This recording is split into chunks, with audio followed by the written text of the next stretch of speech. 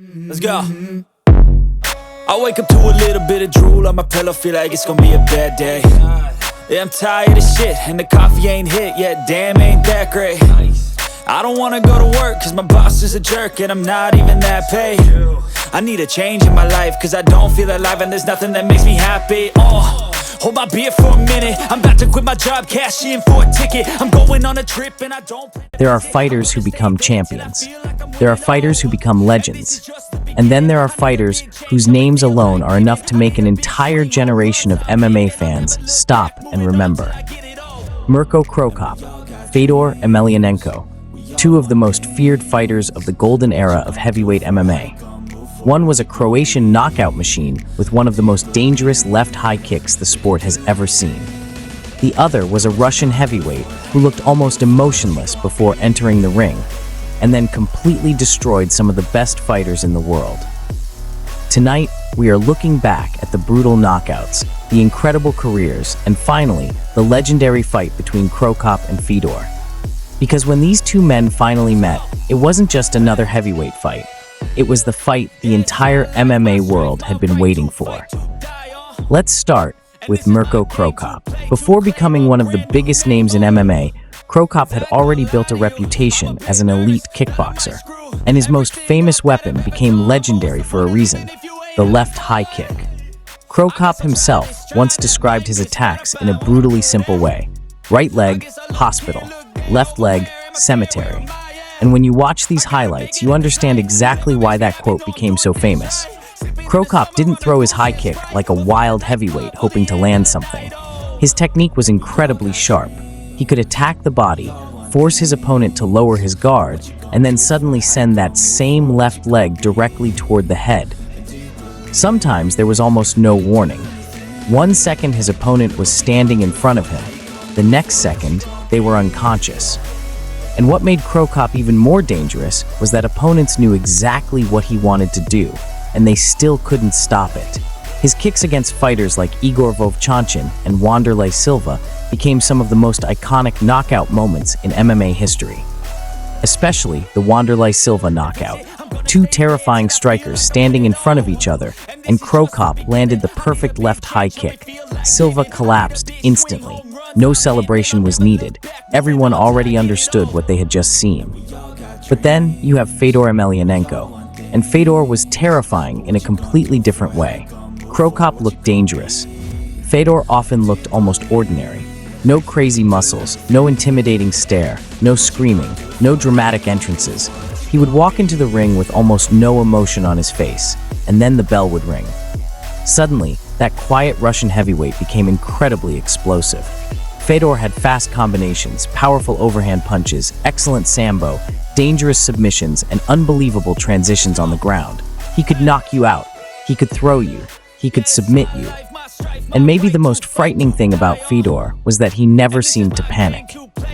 Even when something went wrong, his expression barely changed. Look at the fight with Kevin Randleman. Randleman picked Fedor up and dropped him with one of the most violent suplexes you will ever see in heavyweight MMA. For most fighters, that could have been the end. Fedor survived it, reversed the position, and shortly afterwards submitted Randleman. That moment perfectly explains why Fedor became such a legend. You could hit him, you could throw him, you could hurt him, but getting rid of him was something completely different. So they are two completely different kinds of danger.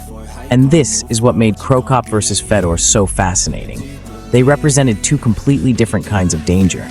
Cro Cop was the sniper.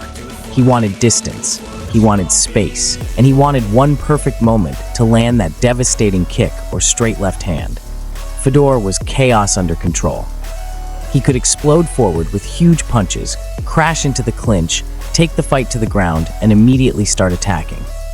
Against Cro Cop, standing at kicking distance was extremely dangerous. Against Fedor, allowing him to pressure you was equally dangerous. And both men had something else in common. They fought heavyweights during an era when heavyweight MMA was absolutely brutal. These weren't fighters trying to carefully protect perfect records. They fought dangerous opponents again and again. Antonio Rodrigo Nogueira, Wanderlei Silva, Mark Coleman, Kevin Randleman, Josh Barnett, Kazuyuki Fujita, Mark Hunt. Some of the toughest men of that generation stood across the ring from Cro Cop or Fedor, and for years, both men looked almost unstoppable. Why this fight became so huge? By the time Cro Cop and Fedor were finally scheduled to fight, the anticipation was enormous.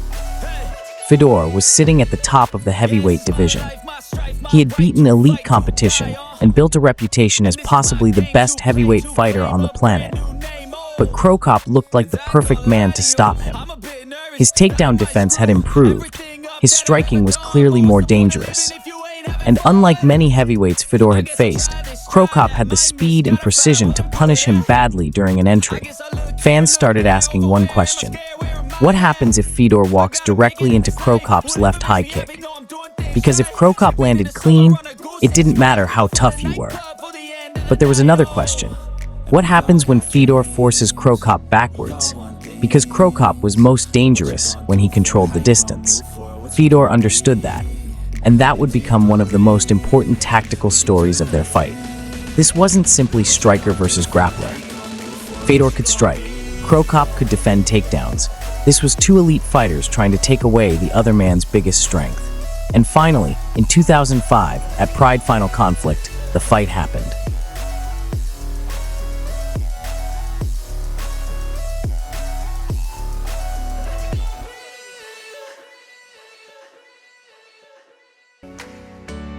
So who was the better fighter? If we are talking purely about striking, especially kicking ability, Cro Cop was probably the more dangerous specialist. His left high kick alone makes him one of the most feared knockout artists MMA has ever produced. But if we are talking about the more complete mixed martial artist, Fedor has the stronger argument. He could strike with elite heavyweights. He could wrestle. He could throw opponents with sambo. He could dominate from the top. He could submit people. And most importantly, he consistently found ways to win against very different styles. That is why so many fans still consider Prime Fedor one of the greatest heavyweight fighters of all time. But Cro Cop deserves his own place in MMA history, because very few fighters ever created the same feeling of danger every time they lifted one leg. Fedor was probably the more complete fighter. Cro Cop may have been the more terrifying striker. And when the two finally met, we got one of the defining heavyweight fights of the Pride era. Two legends, two completely different weapons, and one fight MMA fans will never forget.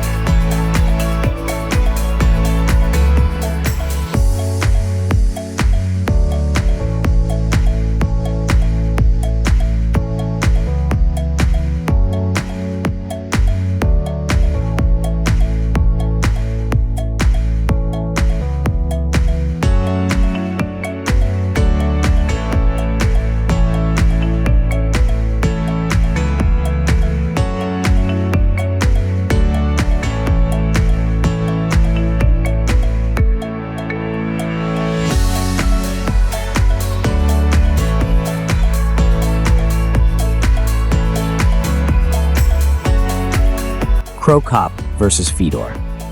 From the beginning, something was immediately clear. Fedor was not afraid of Cro Cop's striking. Instead of giving him space, Fedor moved forward aggressively, and that was incredibly important. Cro Cop wanted room to set up his left kick. Fedor kept closing that room. He pressured Cro Cop, threw punches, and forced him to fight while moving backwards. When the fight went to the ground, Fedor was able to control positions and make Cro Cop work. And and as the fight continued, the pressure started to tell the story. Cro Cop was still dangerous, but Fedor controlled more of the fight. He dictated where many of the exchanges happened. He pressured, he landed, he controlled. And after 3 rounds, Fedor Emelianenko won the fight by unanimous decision. There was no dramatic knockout, no crazy submission. But in many ways, that made Fedor's performance even more impressive. He fought one of the most dangerous strikers in heavyweight history, and instead of avoiding Cro Cop's weapons, he walked forward and neutralized them. So who was the better fighter? If you enjoyed this video, hit the like button, subscribe to the channel, and tell me in the comments, Prime Fedor Emelianenko versus Prime Mirko Cro Cop. If they fought 10 times, how many fights does each man win?